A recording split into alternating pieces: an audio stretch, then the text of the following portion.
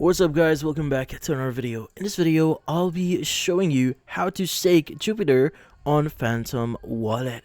So you might be wondering how do you exactly do so? Well, staking your Jupiter here in Phantom Wallet can be kind of complicated. Now if you try viewing this on your Phantom Wallet, it will actually not give you that option. So when you view the token here on, in this case Phantom Wallet, and click on more option here, as you can see, it doesn't give you any option for staking Jupiter.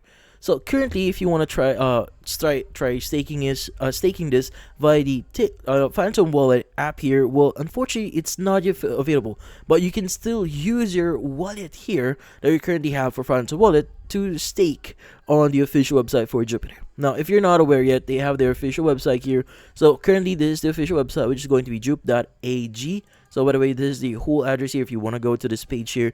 But typically speaking, this actually allows you to basically sell or buy tokens. But if you go to this very specific one here, which is vote.jup.ag, which is the official page for Jupiter for staking, what you could do is you could just click on Connect Wallet here, and you could choose which wallet you want to connect. Now, although we are not staking inside the Phantom Wallet, you could still use your Phantom Wallet to try staking here. Let's go ahead and click on Phantom Wallet, and you want to go ahead and click on Connect.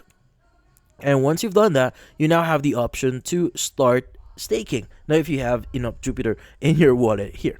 Now, you might be asking, why do you need to stake your Jupiter here? Well, in this case, staking your Jupiter actually allows you to receive voting power on what happens on the system or ecosystem right now for Jupiter. But yeah, so in this case, that's about it.